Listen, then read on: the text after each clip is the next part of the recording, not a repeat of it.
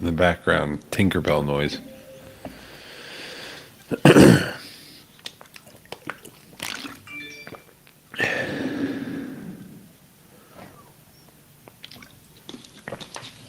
Thank you for listening to the TTalks.net podcast, the show that brings you information, guidance, and support to entrepreneur-minded individuals like yourself. TTalks.net will give you something to talk about tomorrow. This isn't the daily show, but this is the show where you'll get everything. You'll get a fiesta of a mix with the old and the new. They will give you tips and insights into everyday business, big wins in everyday life. They have a lot to add, from bookkeeping to sales, sales management, and sales training, and daily content for listeners to learn and enjoy. We are here to improve your life and business or sales career. Without any further ado, introducing the dynamic duo, Alex DeLuca and Rafael Rodriguez Jr. Dun, dun, dun. Woo! Once again, we made it back alive, ladies and gentlemen. It is April 1st. Happy April Fool's Day. 2021, we made it to the fourth month of the year. Post-COVID, we're making things happen. Left, right, center. My name's Alex DeLuca. Nice to meet you. And this is Rafael Rodriguez from Hollywood, Florida, saying good day, good night. Welcome to T-Talk.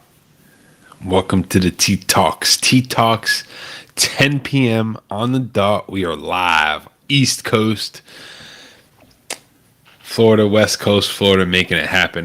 Ralph, man, what's going on today? Nothing much. Another great day in paradise. We live where people vacation. I always love to say that. So, with that said...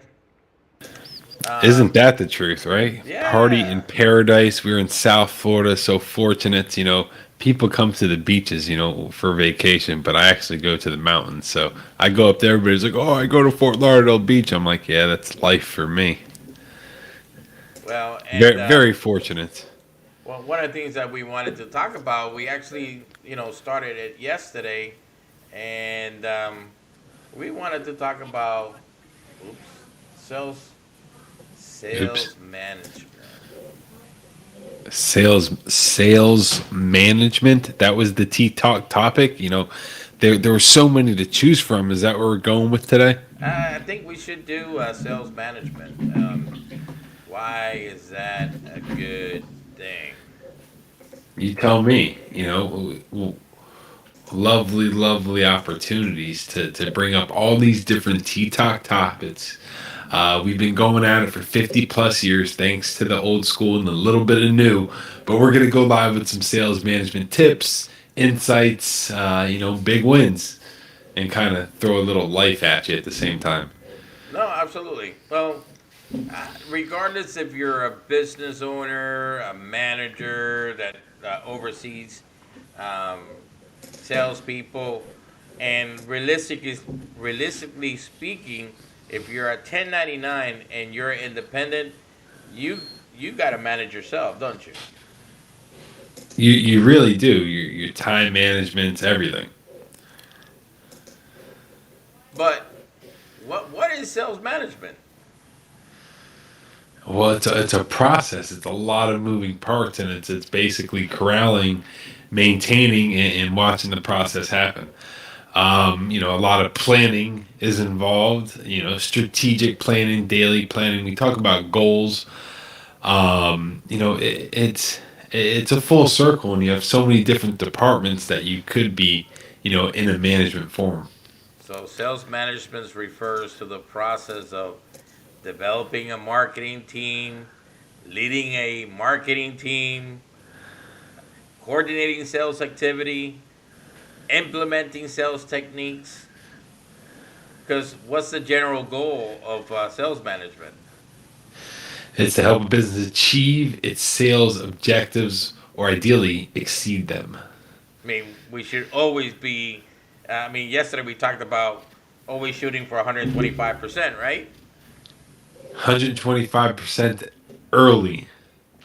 That's right. So if your goal is to do it in 7 days, you divide your goal into 5 and cruise the other 2. Man, that was a savior for me. But that's exactly what sales management is all about.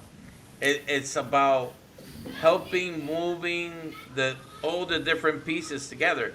And yesterday we actually talked about activity, right? Yes. So guess what the sales management does? It makes sure that those sales activities are taking place, and hopefully you have some type of matrix, because if you do have that matrix, it just makes things much easier for anybody else that's coming in to the organization, or to yourself when you're putting numbers together. You can always say, you know what, if I do this, I should be able to get this. You follow what I'm saying? No, Um, yeah. so there's always a fight between sales and production. Sales is always over promising, and production is always under delivering, or I mean, it's not always the case, but the salespeople always think that the operation is under delivering. Salespeople, let's, I've been on both sides of the equation, both sides of the equator, and you know what? Hats off to the production team. You might have a production team, a manufacturing team. It's easier said than done. I mean, putting widgets together, we can talk all we want, but You really can. There's so much that is involved. We can sit here and talk for minutes and minutes upon minutes, and even get into the hour lengths of, you have you creating supply and demand predictions, planning sales strategy, your budgeting, your training, recruitment and selection, setting quotas, and overall evaluating the sales performance. So it's really, it's more than that. It's such a mental mind game, and you have to, not only manage the activities, but manage the people that are taking out the activity. sweet. And what happens is that, you know, let's say you sell 100 widgets, and you tell them that you're going to deliver them in 2 weeks. Well, your production team can only do 10 widgets per day. I mean, do you really care how they get it done as a salesperson? You're like, hey, I sold it. Just get it done.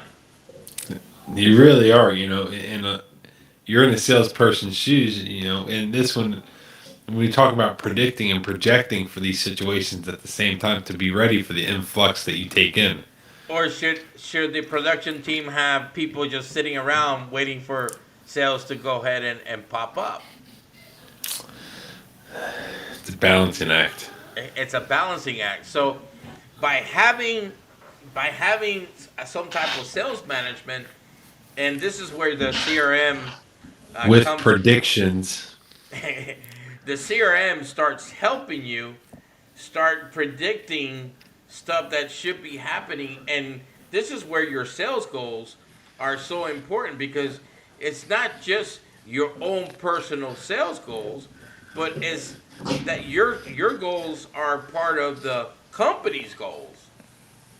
So if you don't have anybody really looking at it and trying to, every month, don't we have to pay the light bill? We got to pay the card. We got to pay the insurance. So what do we do in our life, on an everyday basis? Is that we're trying to hunt down all the monies that we need to go ahead and have a decent life and during the month. So at the end of the month, we have all the money that is necessary for us to pay all the bills. And do it all over again. And then the next month, you start doing the same thing over and over again. So, in all actuality, we do sales management on a daily basis. We just don't know it. We don't necessarily label it that way. It's just managing your time, managing your life, no matter what aspect you look at it. So, you know, what happens if you exceed your goals for that month? Let's say this month your bills are $5,000, and you just made $6,000. Let's just use this as a practical, as an exercise. And what part of the month are we in? And we just finished the month. Today is the first. Today's the first? Today is the first, and you finished writing all the checks, and now you got $1,000 extra. Woohoo! That's great, Break, right? break out those sandbag deals. No, I'm just kidding. I didn't remember those. So now let's pretend we're gonna erase that. Now let's pretend you write all the checks, and you're short $1,000. What will you do? What do you have to do? Got to dig into the numbers, see what's going on. Well, I mean, the numbers are there. I mean, every month is the same thing. What's the weakest link? No, that's it. And today is the first. Whatever you need to do, you already did. You're short $1,000. What are you gonna do? Called Ghostbusters. Well, there's not much you can do. Other than now, somebody's not getting paid. Somebody's not. Better have a bankroll. Well, and hopefully what you do is that you have, you're going to have a reserve so you can go ahead and tap into your reserve. And we always talk about your reserve being, at least, and we're talking on a personal level, you should have at least 6 month reserve. And if you don't, you better start working on one because, it's great when you got overflow, but it's not that great when you're short. But as an operation manager, he's doing the same thing. If you're short in your sales goals, somebody's going to have to go ahead and leave because he has too many people. So do you understand the power of the sales team or that sales individual has within the organization? It's pretty big because you can dictate what's going to happen next month, the following month, and the next month. And you have to wear that chip on your shoulder to make sure that, if you say you're going to do something, that you actually do it. So, Get it done. Well, so with that said, what do you think is the number one, the biggest process of sales management you need to do? What's the biggest process? Yes. You number tell one me, thing Ralph. you should be doing in sales management. Let's see here. Sales planning. Oh! Ding, ding, ding for Ding, ding, ding, $100. ding, ding. He Won the car. He just won, what was it, door number 1? You got the big prize. Somebody's won, Johnny. But What's sales the second planning, guys. process in sales management? Let's go with number 2, sales reporting. Why is that important? To track your planning and your goals. And then number 3. Well, the sales process. Like, what's your process, man? Like, what do you got going on? Now, on that sales process, I think we can probably dedicate a whole show about the sales process. Listen, I got a book in the works right now. It's probably not going to come out for another 8 months, but it will have the entire sales process. Sweet. By that time, we'll have 25,000 subscribers. Well, you know what? You only get one subscriber at a time. That's it. Sharing is caring, ladies and gentlemen. So you're listening to Tea Talks. We're live. What's it? What are we going? Sunday through the Thursday night? Is this our Sunday final? through Thursday. So this is our Friday for Tea Talks? This is our Friday, yes. How many episodes have we put through? So far, we're on number 28. Woo! Almost 30. It went from an idea to Tea Talks in less than 3 weeks. I said 2 weeks. I have no idea. We've been live edited, uncut. We're pretty much got most of the kinks out. Sharing is caring. Support, feedback is phenomenal. Please, if you have any questions, message us. All right. So now, we are going to go ahead and do a whole episode on the process itself. But One of the things that is really important to the organization is sales management and strategy. Yes, the How sales how management how, strategy. how are you gonna now? You might have one. You're thinking about hiring one or two people, hopefully independent. You gotta train them. You gotta But before you do that, what do you need to do? What's going to be the objective of your sales team? How are you going to feed your team? How are you going to make sure that your team is successful? Well, you got to come up with some leads, leads, initial contacts. But That's even why. before you even get to that point, you need to make sure you as a person that's going to be running that sales team, you need to make sure you identify your goals, your objective, and that they're clear. What is the company needs to, I'm a firm believer that it doesn't, you need to know what your break even point is. And even though we talked about it just a few minutes ago, you as an individual, you have a break even point. Everybody does, back in the day, Everybody does. in the direct TV days, that was that rise and grind 6-7 days a week if you went the extra mile. And, we're getting paid small commissions until you would hit, the management role running your own office. So you would have to sit down with the individual and make sure that they're real serious about joining this, training to be a management program. This is how much you need to make per sale to live. So what are your bills? What's your personal break even at the end of the day? What do you have to make? Go come hell or high water, your must go to dollar amount. What is that? Please. Okay, cool.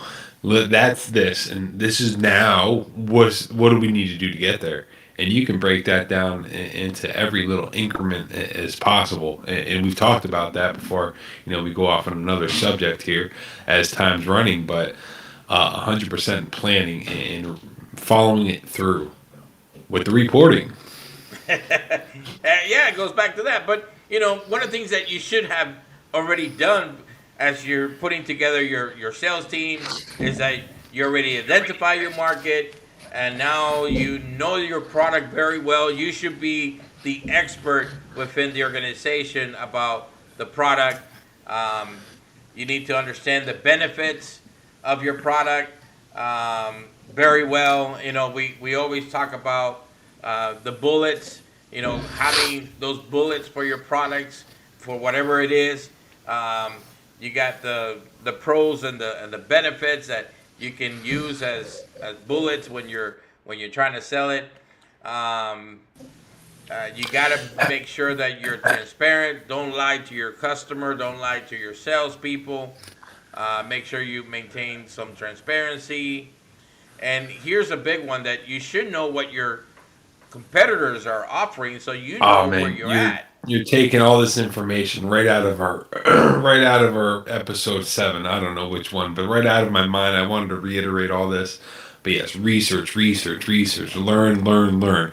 Your company's product, and your competitors and how they sell your product. Figure it out. It's not hard. I love being a detective in the home improvement business, calling people blind. Really trying to see their processes, as simple as a confirmation phone call for an appointment, or how they're going to approach somebody over the phone. No matter what it is. I know my competitor here in Naples. I figured it out pretty quick. Fort Lauderdale, Miami, we know what's going on over there. No matter what product that we're selling, because keep in mind, we're in the construction on a daily basis, but we're also helping out with the SEO and digital master platform. So in many different services and commodities, we're researching on a daily basis. It's all about learning. It's fun. I'm young. I don't know about Ralph. I got a lot to learn. Well, and now that you know what your competitors are offering, then you go back to your production team and you ask the question, what can you guys improve so I can be competitive, or maybe you're already competitive. But this is where your production team can help, because what happens is the following, and this is just human nature, okay? If I can barely do the job with two guys and I have three people doing it and I'm getting by, and maybe I even have four people doing the jobs, all the different jobs that needs to be done, and now I can, as a supervisor, I can kick back and relax and say, you know what? Even if I'm not getting 100, and even if I'm getting 70% on every single individual, I'm still making my quota. I'm still making, the numbers. But your product line is a little bit inflated compared to Joe Schmo down the corner, who's selling the same thing, but he has only two guys doing it because the supervisor that's there is actually on cue, and he's running that machine like clockwork and real sharp. And guess what? Your production cost, his production cost is much cheaper than yours, so therefore his pricing structure will be much better, and to the consumer, or to whoever they're selling it to that potential buyer. So this is an opportunity in the sales management to kind of go back and work together with the production team to find out, because the one thing we know, and this is going to be from the beginning of time, is that the production team and the sales team always clashes. Okay, For some reason, the office and the sales team. It's not for some reason. The reason why they clash so much is because sales starts blaming, when they stop hitting their quota, they start blaming somebody. And the easiest person to blame is the production team. The reason why we're not selling is because the production team has too many flaws. People don't want to buy from us because, they're goofing up too much. They're making errors, blah, blah, blah, blah, blah. And then the production team is going to say, sales is not giving us quality sales. They're giving us junk sales. I'm having to work my guys too much or too little. I'm not making, you want me to, and this happens a lot in the landscaping business, where, they make a sale for $2 million and there's so many man hours allocated, but you can't create man hours out of nothing. So what happens is that production team, he needs 20 people, but it was sold so only 16 people are there. No, that's a fact on large properties. That happens all the time. I seen it. I was in that room for a little bit and witnessed it myself. Well, what happens is that there's a learning curve on anybody that you put anywhere. There's going to be a learning curve. So you cannot work at the most efficient level, especially when there's a learning curve. And people, you can't price a learning curve. I mean, should the customer be paying for the learning curve? Hello? Yes. Well, guess what the production team is going to say? Absolutely. Guess what the sales team is going to say? Hell no. Well, that's where the supervisor and the production team needs to kind of get dirty and get down and start, showing the guys as quickly as they can, so the learning curve is minimized. But we can talk about the production and we can talk about this, but that's how much realm the sales management has within an organization. You are the driving force of the organization. You can either make or break the company. 110%. If you start putting 125%, and guess what? The one thing that salespeople like is reward. If you, as a company owner, as a CEO, and you see that your salespeople are going out there and really kicking it up, and we talked about this yesterday, they like recognition, they like time off, they like R&R. Okay, this is how you keep your sales force motivated and going, because yes, it's like, what came first, the chicken or the egg? Can you run an operation without a sales team or No. somebody selling? No. Okay. So let's have salespeople. Let's not have any production. Can you run? Can you run a company without production? No. What the heck? What are you gonna do? So you need them both. Oh, jeez. Gotta make it coexist somehow. So regardless of what you do, you're gonna need somebody that does the work, and you need somebody who gets the work. And sometimes, most humble business owners, they try to do both, and they're good at it. But what happens is that you're gonna get stuck into. I mean, you're only as good as what you can produce. And in theory, in order for you to grow, you have to multiply yourself. And that's why, I've been so fortunate to be a part of so many different organizations, and going back to the whole direct TV company, it really dumbed it down in business. Simple layman terms being that I'm going to teach you this, and I'm going to teach you so simple enough that you can go teach us in 2-3 weeks from now after you learn this whole system.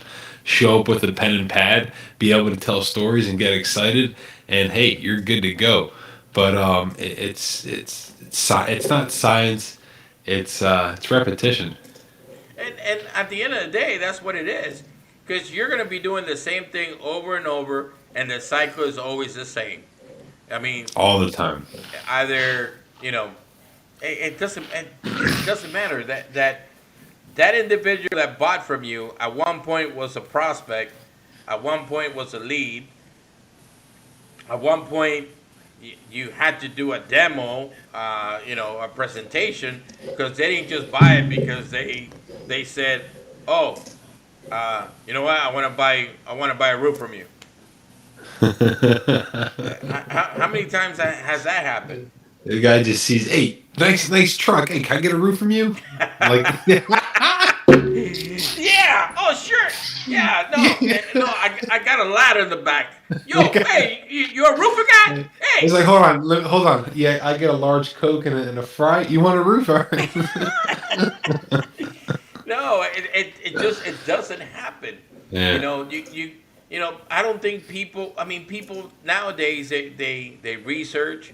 I think nowadays they're, and I mean they did it in the past, but Listen, they go online and they look you up. They look up your reviews. I don't hear everybody going to the Better Business Bureau, but they go to your related industry, and they'll search for reviews, and the people talk about you. There's information out there for sure. man, time flies. Dun, dun, dun. It is the 10:28. Any insights onto to business or life before we cap it off here, old timer? No, I think that tomorrow we should go ahead and talk about that sales process. I think that's a very interesting topic that we should talk about, because I think everybody goes through it, but it's not the same when you put it down on paper. There's a reason why we tell people, if you got goals, do what? Write them down. Why? Makes it more real, makes it there, track it, remember it. Dude, I have books of goals that go back, I don't know, man. It's 2020. Whatever, too long, not as long as you, old man, but they go back. Look, it's the first of the month. Just like we talked about the Sunday before the Monday, yesterday was the day before the Monday of the month. Get your month in line. What are your goals? We talked about it today. What are your break evens? Know that. Try to hit that by the 15th. Alleviate the elephant in the room. Get it off your shoulders. Stack away till, like Ralph says, the 6 month time frame. I don't know if it refers to having that in cash in a bank, but I invest a lot of my money, so having my bills at 6 months in the bank would be a lot. Well, it doesn't have to be. Always think of it liquidity. That if you need it tomorrow, that you're able to convert it, and not tomorrow, but within 2 or 3 days. So if you have money in the stock market, especially with all the platform that exists today, within 2 to 3 days you can have that money in the bank. Yes. I'm So pretty sure your cash accounts cash out in 2 days with TD Ameritrade. pretty much, yes. So it's just a matter of being able to have access to the money. It's not the same putting your money into a house, and then that's your reserve. Well, with today's market, you Don't buy a house today if you don't need to. Oh, my daughter just bought her house. She just closed today Where at? in Davie. Davie. Nice. Damn, what, $400,000 a townhome would you get? It was up there. Oh man, Davie's a nice spot. Yeah. Congratulations. Woo, big wins. Life right there. Well, yeah, somebody got to do it, right? But Yeah. unfortunately, I got to play the song that nobody likes to hear. It's the end. Thank you for tuning in to ttalks.net. If you have any questions, thank